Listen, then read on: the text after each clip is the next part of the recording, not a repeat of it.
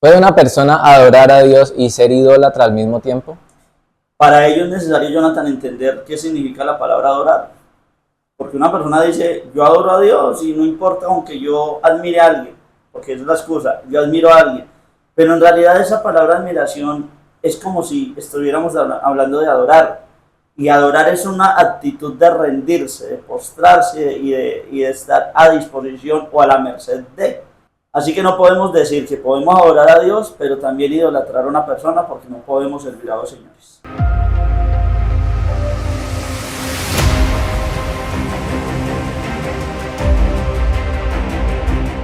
Cuando hablamos de idolatría en la iglesia, muchas veces pensamos que solamente idolatría es las estatuas, adorar la cruz, adorar de pronto a la Virgen María y todas estas cosas. Nos vamos pues ya al lado del catolicismo, pero yo creo que dentro de la iglesia, aunque muchas personas a veces no se dan cuenta y a veces otras, aunque se les diga como que les da igual, se han convertido en idólatras de personas, de líderes, de pastores, de cantantes. Entonces, creo que es un tema bien delicado que todos deberíamos tener en cuenta y conocer bien. Es interesante en este episodio de Eternals, que vamos a hablar de los ídolos, es importante lo que estás diciendo porque de por sí, Jonathan, nosotros tenemos un corazón dado a ello, ¿sí? A la idolatría. Y para poder entender la idolatría necesitamos saber que esta palabra viene de ídolos, ¿sí? Y todas las personas, si no estamos al pendiente, el Señor a través del profeta Jeremías dice que lo más engañoso, lo más torcido es nuestro corazón. Si no estamos nosotros al pendiente del corazón, entonces simplemente nos vamos a desviar. Y tú dabas un ejemplo acerca de lo que comúnmente se conoce como idolatría, ¿cierto? Y muchos lo llaman santería. Ídolos de santos que la iglesia tradicional se levantó y que detrás de todo esto va gente, pero sí, dentro del cristianismo también está o se han levantado ídolos.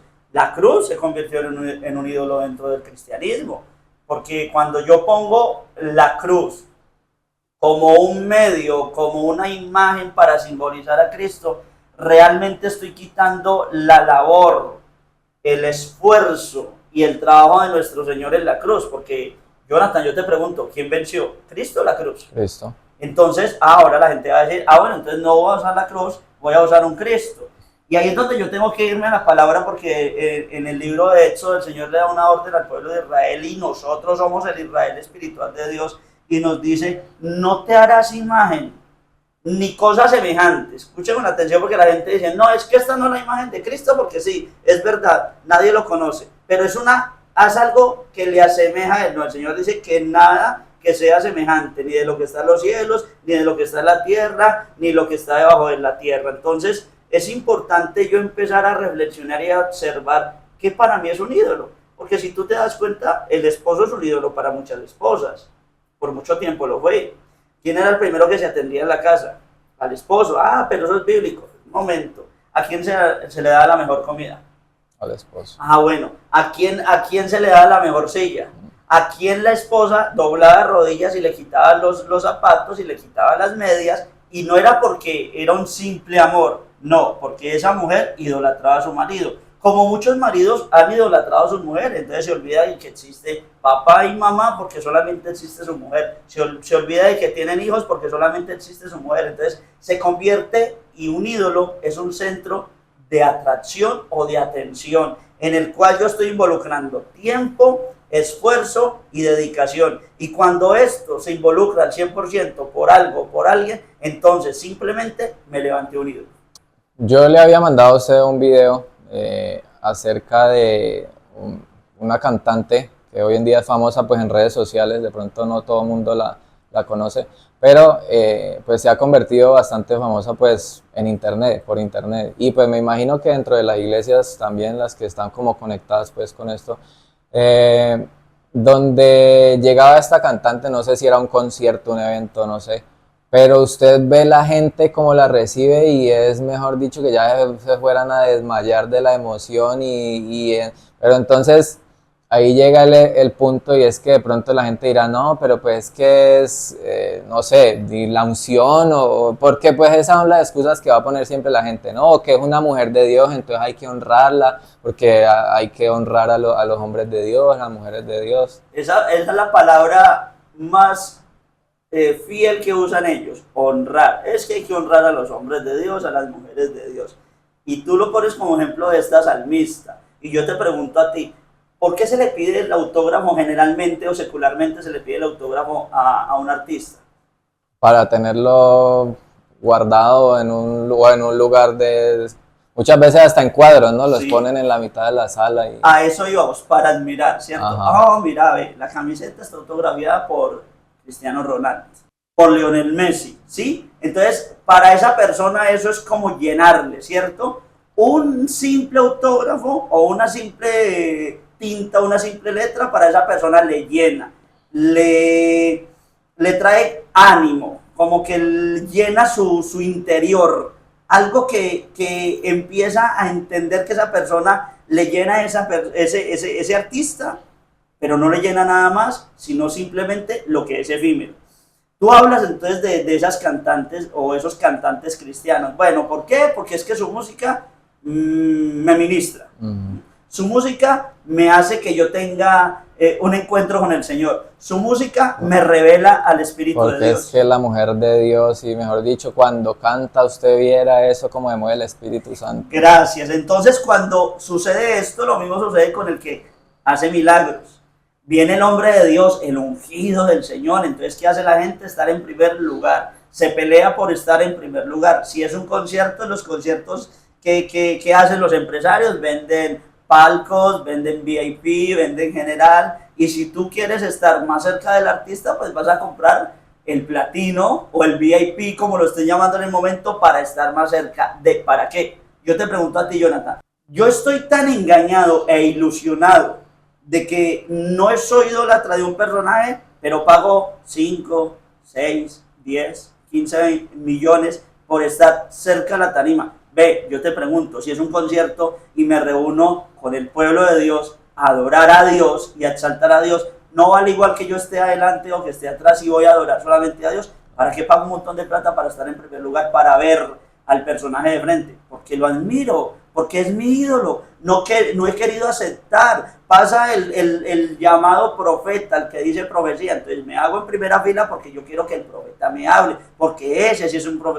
un varón de Dios. Entonces empiezo yo a poner en un lugar que es ídolo. Lo hizo el pueblo de Israel muchísimas veces, en un lugar de privilegio. ¿Qué hacían las personas, las adultas mayores antes en la iglesia tradicional cuando tenían una deidad? La Virgen del Carmen, la Virgen de Chiquinquirá, la Virgen de Guadalupe. ¿Dónde la ponían? En un mejor lugar, ¿no? Ujú. ¿Para qué? Para que no se fuera a golpear, para que no la fueran a dañar, para que no se fuera a ensuciar, porque para esa persona, ese ser era Algo especial. algo especial, es la palabra, algo que tenía privilegio. Ujú. El perro se puede morir de hambre, el perro puede estar a la intemperie aguantando frío, pero no, mi ídolo está aquí, ¿sí? Entonces, cuando tú te aferras a algo y le das un lugar de privilegio a algo o a alguien, es un ídolo que te has levantado. Así es. El hermano José nos preguntaba ahorita acerca de cuando la gente tergiversa la palabra para validar su idolatría. Ponía el ejemplo de la serpiente, el pueblo de Israel que levantó una serpiente Eso lo usa, y que Dios permitió pues que muchos fueran sanados o que pasaran milagros con esto. eso lo usa mucho el catolicismo para validar, tergiversar una enseñanza donde el Señor dice no serás idólatra. Entonces usan dos textos, que es el de la serpiente, que Dios le ordena a Moisés levantarla para que el pueblo al mirarla fuera sano, pero recordemos por qué fue que sucedió, por su rebeldía, que las serpientes se levantaron y los mordían y morían. Y la otra es los querubines que estaban en el arca de la alianza, ¿sí? Pues si Dios dijo que no se hiciera una imagen, entonces ¿por qué? Entonces sí permite eso. Entonces no es malo el hacerse imágenes, no es malo levantarse estas situaciones porque esto es mandado por Dios. No, yo necesito mirar un contexto del por qué Dios lo permitió. El Señor en ningún momento le dijo al pueblo de Israel cuando hagan, o al pueblo de Israel, no le dijo a Moisés haz el arca de la alianza y haz 2 querubines que estén allí para que la gente los mirara y los idolatrara, porque si tú recuerdas y estudias las Sagradas Escrituras, ¿quién podía ver el arca de la alianza, Jonathan? Los sacerdotes, ¿Cada cuánto, Jonathan? cada año.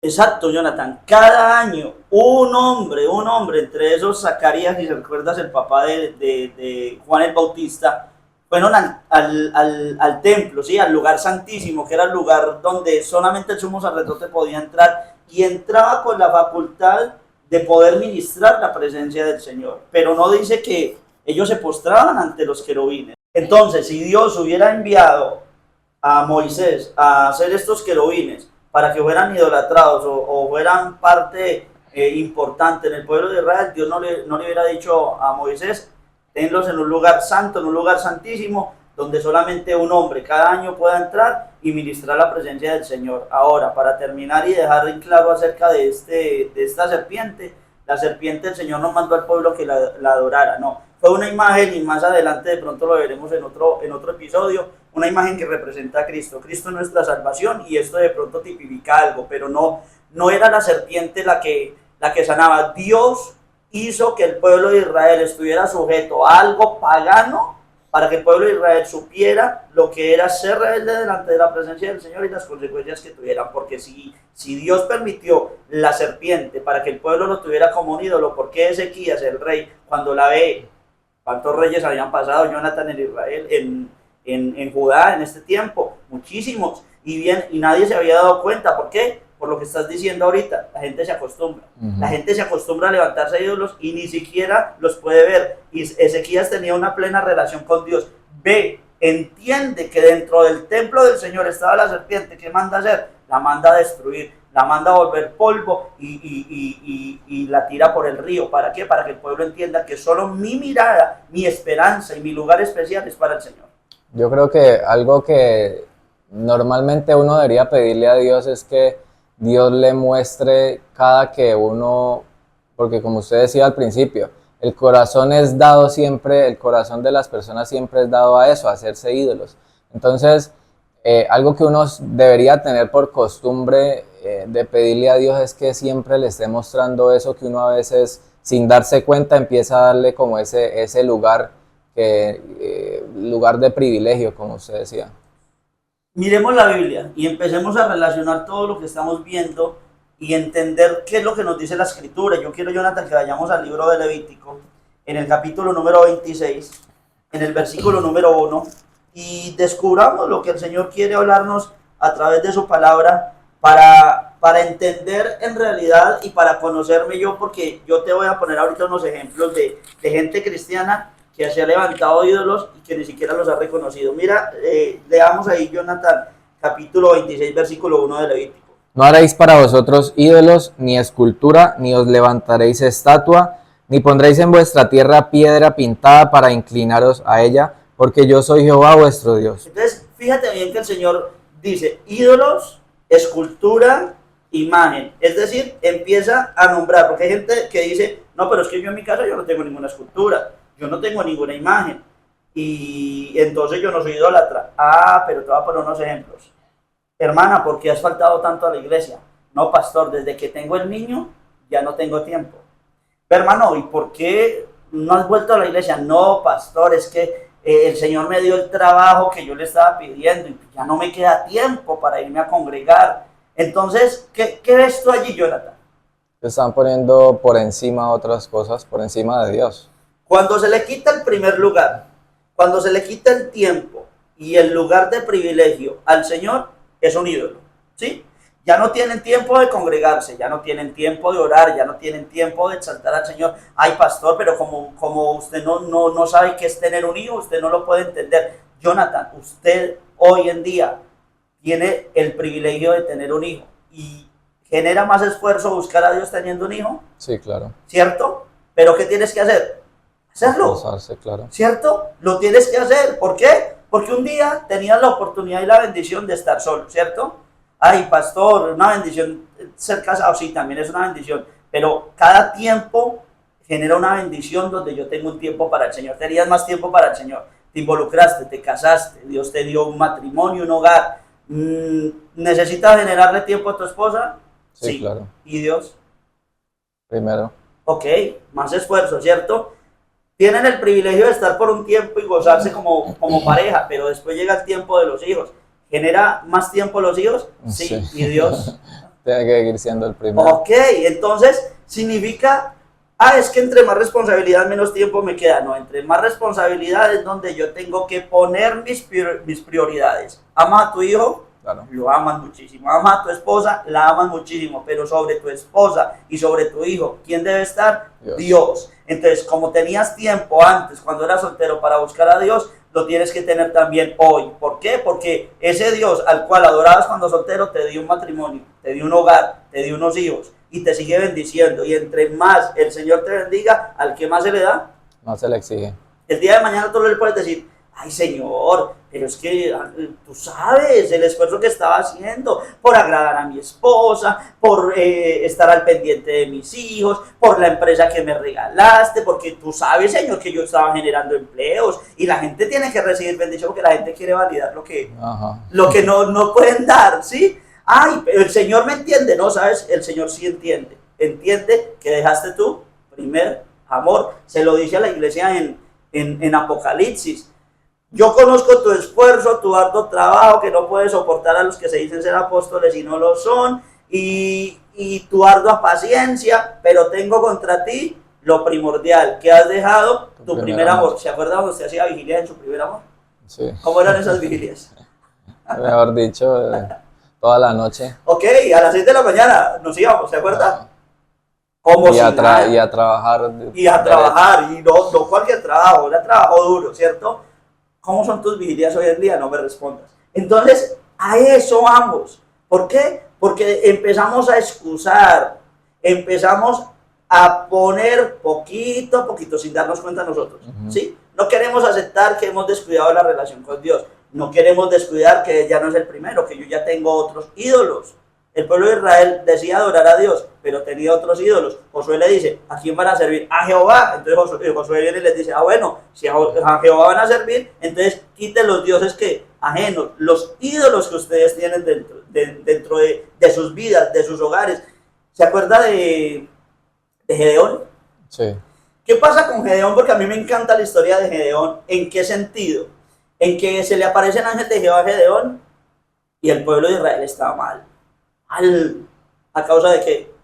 De su pecado, ¿cierto? Y le dice el ángel de Jehová que él viene de parte del Señor, esto y lo otro, y dice, no, pero ¿cómo vas a estar parte de nosotros? Y mira lo que nos acontece, mira todo lo malo ¿cómo va a estar el Señor de parte de nosotros? Y mira toda la ruina que tenemos. Y yo me voy más adelante, y me da risa porque yo miro que en la casa de Gedeón, en la familia de Gedeón y en el pueblo de Gedeón tenían un ídolo. ¿Sí? Pero él viene y le dice al Señor, pero ¿cómo Dios va a estar con nosotros y vea cómo estamos de arruinados? Y te estoy hablando de un pueblo que tenía la ley de Dios. ¿Y qué decía la ley? No te harás imagen, no te levantarás ídolos, no tendrás escultura, pero la tenían y no se daban cuenta. Oye, ya otros reyes habían quebrado estatuas y todo, y ya había, o sea, sabían, pero no lo querían reconocer. Estaban enceguecidos. La ira de Moisés cuando ve el becerro de oro. ¿Por qué estaba irado Moisés? Por el pueblo, no tanto por el pueblo, por Aarón. Dice, ¿qué te hizo este pueblo, Aarón? Es que las palabras de Moisés para Aarón son fascinantes en el hebreo. ¿Qué te hizo este pueblo? Hombre, ¿tú no has visto la gloria del Señor y vas y levantas un ídolo? Ay, no, fue el pueblo, porque como siempre el culpable es otro. Ajá. ¿Por qué desobedeciste a Adán?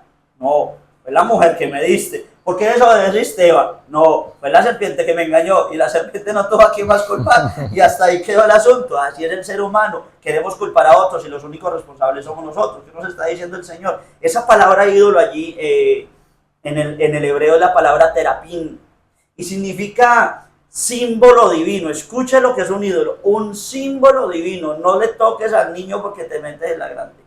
No le toques al esposo porque te metes en la grande. No le toques el negocio porque te metes en la grande. Porque eso se volvió tan delicado que puede pasar lo que sea. Pero tú no puedes ni mal hablar ni decir la verdad de eso porque la gente cuando se le dice la verdad se va. Y no toques al ungido, ¿no?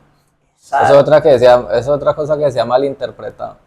La Biblia dice no toques al ungido de Jehová y entonces no se le puede decir nada al pastor, no se le puede ni voltear a mirar porque entonces el ungido Y es que esa palabra ungido, que significa separado en el hebreo, a la luz de la Biblia y a la luz de hoy es totalmente diferente. Cuando hablamos de los ungidos del Señor, eran personas, profetas y siervos que predicaban la verdad, que te veían a ti, que estabas haciendo lo contrario de la voluntad de Dios. El Señor te dice, arrepiéntete, o si no pereceréis, que fue el mensaje de Juan el Bautista, ¿cierto? Ese era un ungido del Señor. ¿Cuáles son los ungidos de hoy en día? No, mejor dicho, que vienen tus mejores días. Gracias. Siempre por el milagro. Vienen tus mejores días, viene el tiempo de tu milagro. Dios vio el valor que hay en ti y hoy en día yo me puedo reír de eso. Porque, hombre, no tengo valor, no lo tengo. Si tú sacas de tu vida a Cristo, ¿de qué queda de ti? Ajá. Si la palabra de Dios nos dice que nuestra vida era, o nuestras acciones eran como trapo de inmundicia.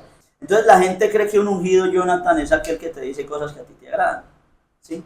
A mí me da risa con unos tales profetas que hay por aquí en el Valle del Cauca, que le dicen a la gente, no, viene el milagro tuyo, sí, viene lo que tú tanto has esperado, viene por lo que tanto has orado. Y entonces la gente dice, sí, es que Dios conoce lo que yo le he pedido, pero esa gente ni siquiera ha tenido un encuentro con el Señor, no quieren arrepentirse, vienen en pos del pecado. Pero alguien que dice ser ungido de Jehová le profetizó algo que le agrada a esa persona, y como a esa persona le dijeron lo que quería escuchar comezón de oír, entonces dice, ese es el ungido de Dios, porque me dijo lo que yo estaba pensando en el corazón, y como el ser humano es engañoso, entonces va en pos de la mentira que le han dicho. Hay que entender una cosa, Jonathan, que lo que se llama ungido hoy en día realmente no es ungido, porque ungido es aquel que se ha guardado para Dios, y cuando tú te guardas para Dios, respetas la palabra del Señor. Entonces, si un pastor a ti no te inspira amor, confianza, si un pastor a ti no te mira con ojos de amor, déjame decirte, esa persona dejó de tener la gloria de Dios.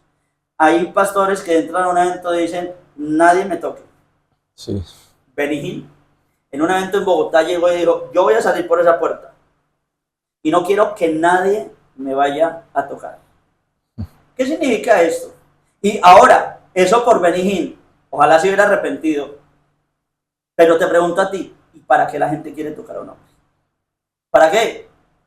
Es que si yo lo toco como él tiene la unción de Dios, entonces Dios me va a sanar. No, si tú lo tocas es porque estás poniendo tu confianza, tu esperanza en él, porque la mujer del flujo de sangre entendió que al tocar a Cristo sería sana, porque Cristo era la única salvación que ella tenía, y cuando yo decido tocar a alguien y poner mi confianza en él, estoy diciendo que esa es mi salvación. Así es. Por ejemplo, la Biblia cuando dice que la sombra de Pedro sanaba, y yo creo que muchas veces hubo personas que de pronto no, o sea, lo tocaron y de pronto pudo suceder un milagro de parte de Dios, pero la intención de esta persona no era es que lo voy a tocar porque él tiene la unción. Es algo muy diferente, porque yo sé que muchas personas van a decir, pero entonces ¿cómo la sombra de Pedro sanaba si eso no es de Dios?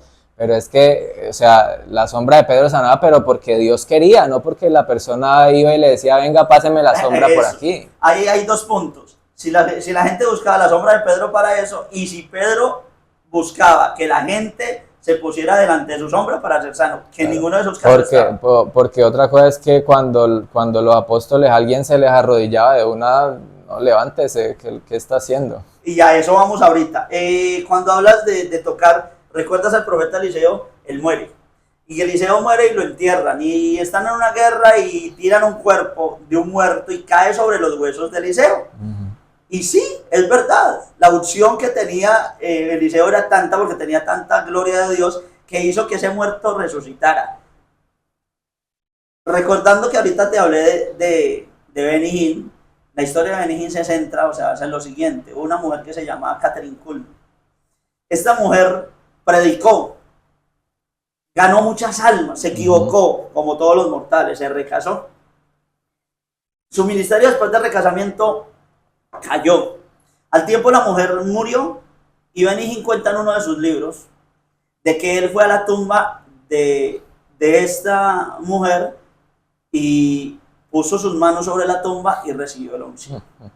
Como un brujo, mejor dicho. Gracias. Entonces, si eso es así, Jonathan, entonces la unción que dice tener este hombre, por eso digo, ojalá se haya arrepentido. Yo no sé, nunca más volví a saber de él porque no me interesa. Pero si esa persona me dice que recibió la unción de un muerto, entonces la unción que tiene es de las tinieblas, no es de Dios, porque la Biblia me dice que la unción a mí me la da el Espíritu Santo, no un muerto, no una tumba.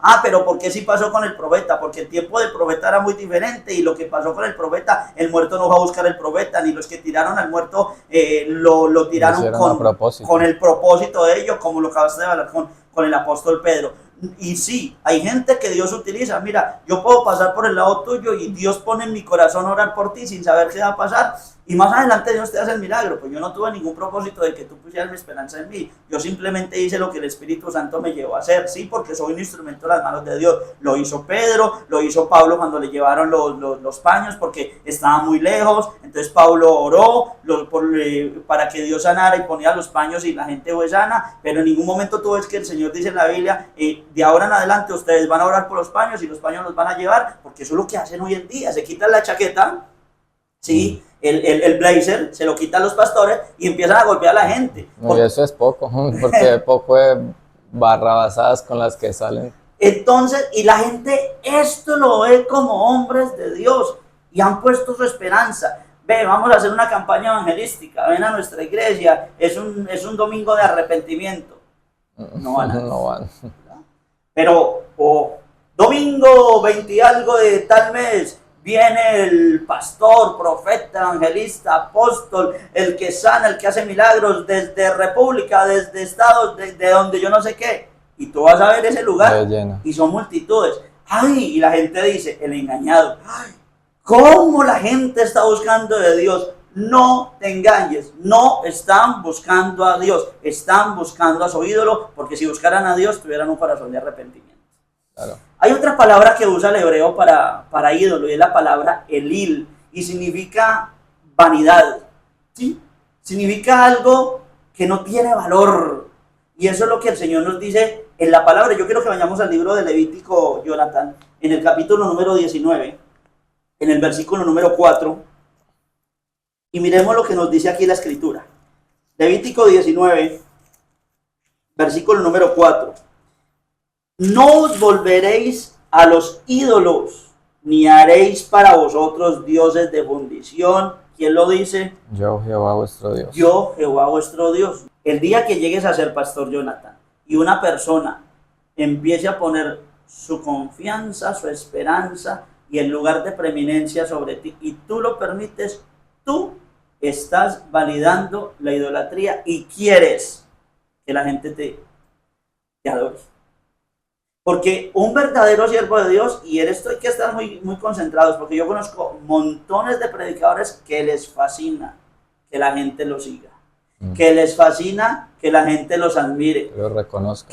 Gracias, el reconocimiento. ¿Está en el ser humano el reconocimiento? Sí, pero cuando yo llego a Cristo, ese reconocimiento que mi yo busca tiene que desaparecer.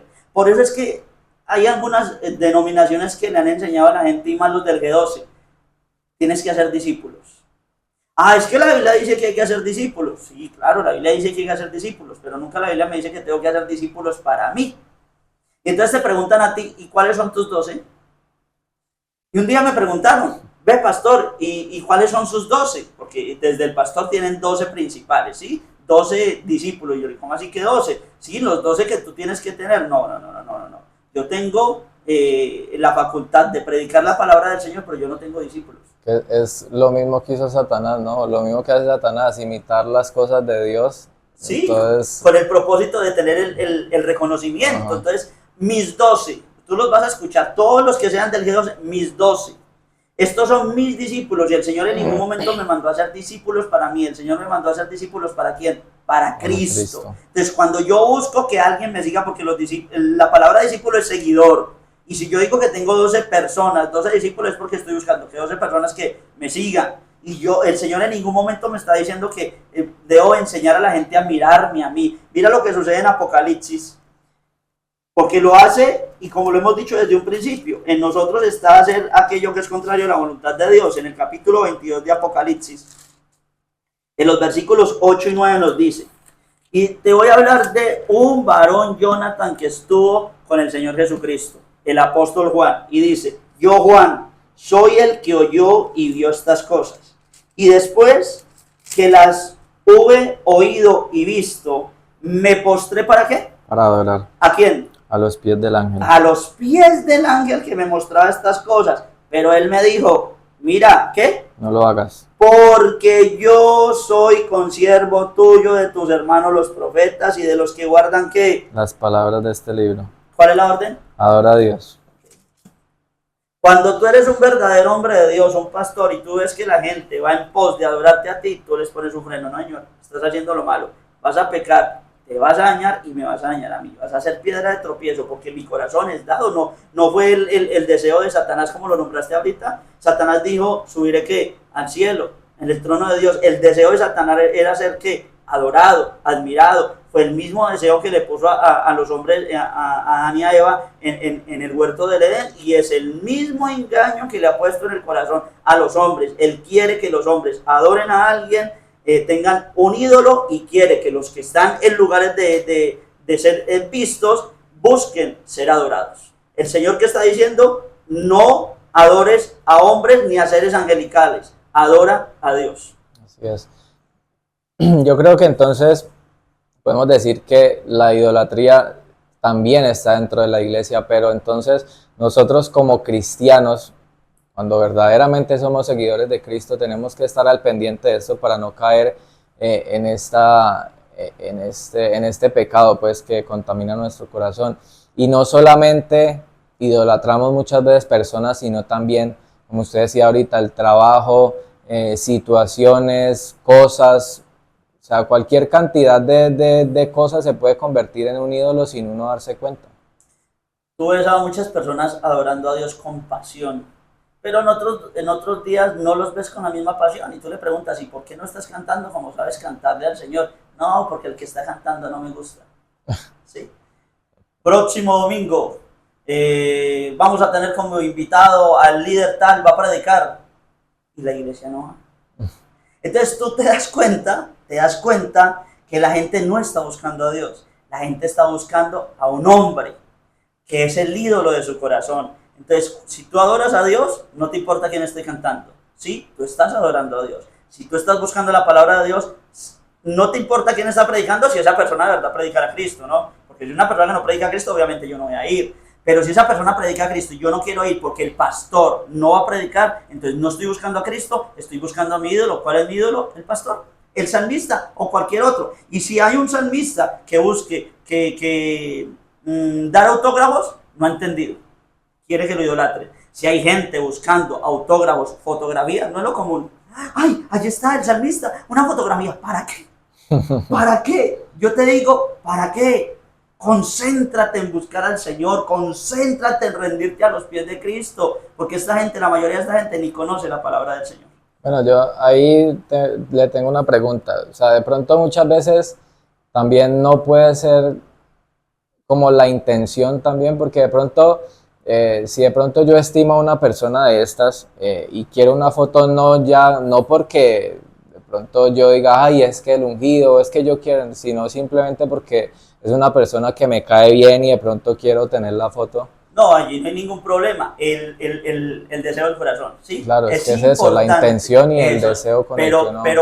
Pero es tan astuto el enemigo conmigo mismo que me hace camuflar. Ay, no, mi intención no es esa. Cuando por sus frutos los conoceréis. Entonces tú tienes que descubrirte, sí, claro. Si viene un personaje, tú de pronto tienes un salmista que es amigo tuyo, Marcos Witt de pronto amigo tuyo, viene y tú quieres tener una foto con él y tu familia, todo bien. Pero si tú quieres tomarte una foto porque es que tú quieres que la gente admire esa foto que tú tienes, porque te tomaste con ese siervo de Dios, entonces la cosa va por muy mal camino. Claro, es que es la intención. Y como decía ahorita cuando empezamos, tenemos que pedirle a Dios que a través de su Espíritu Santo nos esté mostrando y nos esté hablando para nosotros estar al pendiente de no caer en esto, ¿no? En la idolatría. Así es. Entonces, que sea nuestro sentir buscar adorar al Señor, que sea nuestro sentir glorificar el nombre de Cristo, vivir en pos de Él, que lo que hagamos sea para Él, no para los hombres. Así es, gracias por habernos acompañado en este episodio de Eternals, un podcast que no es religioso, pero sí espiritual.